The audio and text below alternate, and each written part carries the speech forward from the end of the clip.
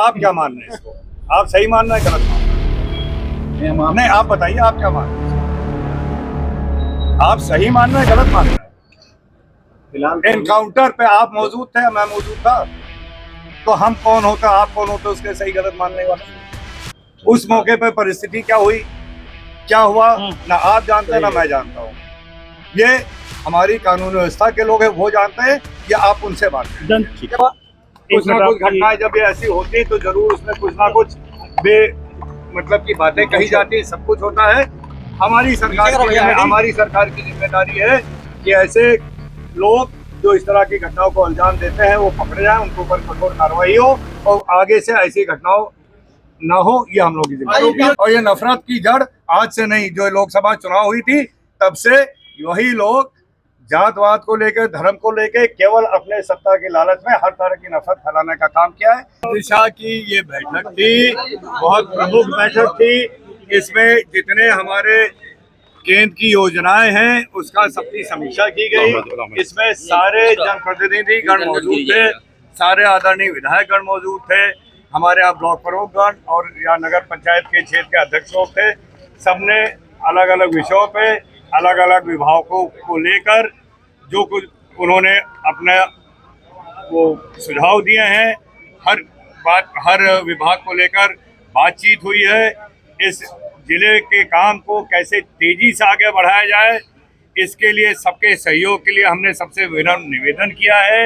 ये सबकी मिलजुल के जिम्मेदारी है कि ये जो सरकार की योजनाएं हैं इसको अच्छे ढंग से, तेजी से और एकदम पारदर्शी ढंग से ये यहाँ पे निर्धारित हो, इनका संचालन हो, इसी को लेकर ये बैठक थी। इस बैठक में सबसे प्रमुख बात थी कि सर्वसम्मति से जो गोंडा का बाईपास है, दोनों तरफ से जो रिंग रोड उसका आप कह सकते हैं, उसको यहाँ से पास कर लिया गया है। वो अब सीधे इसकी सूचना दिल्ली में जाएगी और बहुत तेजी से इस पे काम शुरुआत हो जाएगी। ये करीब 1,500 करोड़ की योजना है जिससे हमारे गोंडा का बाईपास बनने जा रहा है। समीक्षा क्या निकल के आया? समीक्षा देखिए, ये हर विभाग की समीक्षा हुई है और ज्यादातर ये समीक्षाओं में जो कार्य की प्रगति है इस पे तेजी से काम करने के लिए हम लोगों ने सबने आग्रह किया है। सांसद जी, बहराइच में जिस तरह से मामला हुआ है इसको किस नजर से देखते हैं? देखिए, बहुत ही दुर्भाग्यपूर्ण है, ऐसी घटनाएं नहीं होनी चाहिए और इसके लिए कानून व्यवस्था पूरे ढंग से काम कर रही है। हमारे अधिकारी लोग इस पे लगे हुए हैं और ये हम लोगों को देखना है इस तरह की घटनाओं का पुनरावृत्ति ना हो। जिस तरीके से एक बस्ती से जा रही थी और ये कहा जा रहा था कि जो भजन बज रहा था उसको बंद करवाने के लिए, देखिए इस सब में मैं नहीं पढ़ना चाहता हूँ क्या हुआ क्या नहीं हुआ। कुछ ना कुछ घटनाएं जब ये ऐसी होती है तो जरूर उसमें कुछ ना कुछ मतलब की बातें कही जाती है, सब कुछ होता है। हमारी सरकार की जिम्मेदारी है कि ऐसे लोग जो इस तरह की घटनाओं को अंजाम देते हैं वो पकड़े जाएं, उनके ऊपर कठोर कार्रवाई हो और आगे से ऐसी घटनाओं ना हो, ये हम लोग की जिम्मेदारी है। एनकाउंटर हो गया है, आरोपियों का एनकाउंटर हुआ है। तालिब का अभी जो है पैर में गोली लगी है, एक के बाएं और एक के मैं पैर। फिर वही बात कर रहा हूँ कि हमारी सरकार पूरी तरह से प्रतिबद्ध है कि ऐसे लोग जो देश की व्यवस्था को बिगाड़ने में जुटे हैं, आपसी सौहार्द खत्म करने में जुटे हैं, उनको पर सख्त से सख्त कार्रवाई होगी। बस एनकाउंटर को आप सही कार्रवाई मान रहे हैं इस पूरे मामले में? आप क्या मान रहे हैं इसको? आप सही मान रहे हैं, गलत मान रहे हैं?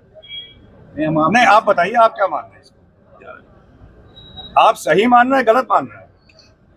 फिलहाल एनकाउंटर पे आप मौजूद थे, मैं मौजूद था, तो हम कौन होता, आप कौन होते उसके सही गलत मानने वाले?